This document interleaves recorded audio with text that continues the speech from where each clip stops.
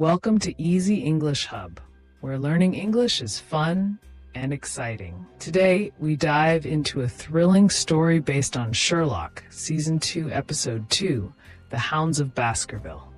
Join Sherlock Holmes and Dr. John Watson on a mysterious adventure. In a cozy flat at 221B Baker Street, Sherlock Holmes is restless. He's desperate for a case to challenge his brilliant mind. Cigarettes are hidden somewhere, but he can't find them. Dr. John Watson enters, noticing Sherlock's agitation. "You need a case, don't you?" John asks, sipping his tea. Sherlock groans. "This boredom is unbearable." Suddenly, a knock at the door interrupts their morning.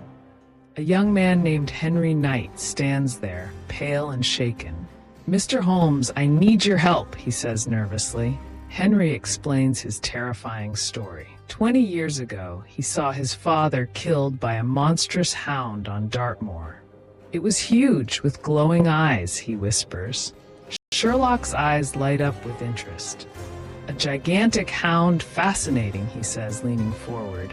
John looks skeptical but listens closely. Henry continues, "I went back to Dartmoor last night. He saw paw prints and heard howls again. I'm not crazy, Mr. Holmes," he insists. Sherlock decides to take the case. "Pack your bags, John. We're going to Dartmoor," he declares. John sighs but grabs his coat. The duo arrives at the misty moors of Dartmoor. The landscape is eerie, with fog swirling around. Sherlock feels a thrill of excitement. They visit a local inn to gather information. The innkeeper mentions rumors of a secret military base, Baskerville. "They do strange things there," he warns. Sherlock smirks, intrigued by the mystery. "A military base? Perfect," he says to John. John rolls his eyes, sensing trouble. Henry takes them to Dewar's Hollow, where his father died. The ground is muddy, with strange paw prints visible. Sherlock examines them closely. The paw prints are unnaturally large. "This is no ordinary dog," Sherlock murmurs. John shivers in the cold fog. That night, Sherlock devises a plan. He uses an access pass stolen from Mycroft to enter Baskerville. John, a former soldier, uses his credentials to assist. Inside Baskerville, they meet Dr. Stapleton, a scientist. She's evasive about her experiments. Sherlock notices her guarded demeanor. Dr. Stapleton mentions animal testing for vaccines, but Sherlock suspects chemical weapons research. John feels uneasy about the secrecy. They also meet Major Barrymore, the base commander. He's furious about their presence. "You're not welcome here," he shouts. Dr. Franklin, another scientist, seems friendly. He claims to know Mycroft and supports Sherlock's visit. Sherlock finds his enthusiasm odd. Franklin mentions he knew Henry's father. "A good man, tragic loss," he says softly. Sherlock's suspicion deepens. Sherlock decides to take Henry back to Dewar's Hollow. "We'll face the hound tonight," he says boldly. John protests, "This is dangerous." At night, the moor is shrouded in fog. Henry trembles, remembering his father's death. Sherlock scans the darkness for clues. John gets separated in the fog. He hears a terrifying howl echo through the moor. His heart races with fear. John spots a flashing light in the distance. It's Morse code spelling UMQRA.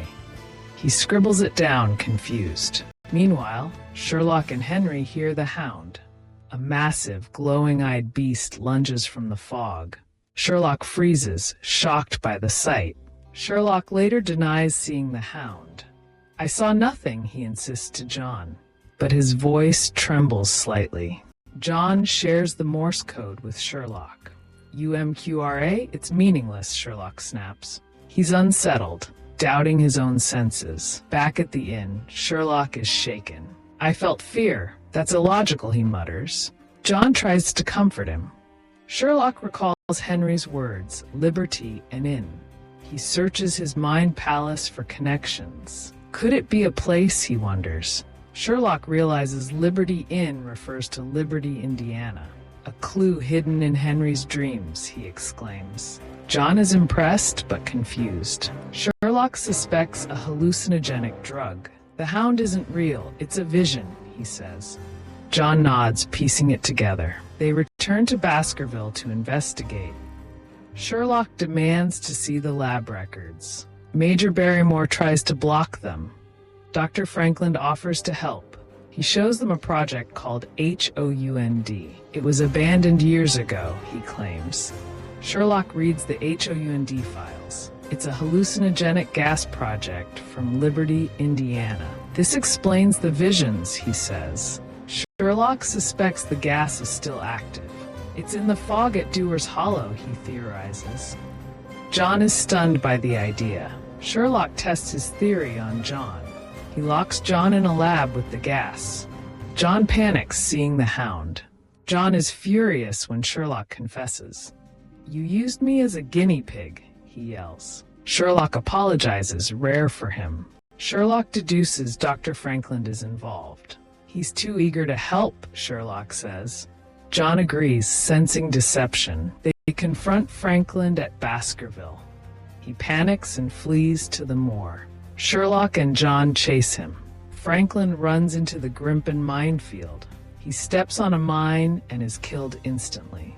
Sherlock stops, horrified. Sherlock explains to Henry the truth. The Hound was a hallucination caused by HOND gas, he says. Henry feels relieved but shaken. The project is shut down after Franklin's death. Sherlock feels satisfied with the case's resolution. John is still annoyed about the lab incident. Back in London, Sherlock reflects on fear. "It's not a weakness, John," he says thoughtfully. John nods, understanding his friend. Meanwhile, Mycroft oversees a secret facility. Jim Moriarty, Sherlock's nemesis, is released. His cell walls are covered with Sherlock. Sherlock senses more danger ahead. "The game is on," he whispers to himself. John prepares for their next adventure. Thank you for joining us on Easy English Hub. We hope you enjoyed this thrilling Sherlock story. Now, let's learn some English vocabulary from the tale. First word, hallucination. It means a false perception, like seeing something that isn't there. Example, the drug caused a hallucination of a giant hound. Second word, deduce. It means to reach a conclusion based on evidence. Example, Sherlock deduced the hound was not real. Third word, eerie. It means strange and frightening. Example, the Erie moor was covered in fog. Fourth word, suspicious. It means feeling that something is wrong or untrustworthy. Example, Sherlock was suspicious of Dr. Franklin's help. That's all for today's lesson. Join us next time on Easy English Hub for more stories and vocabulary. Keep practicing and see you soon.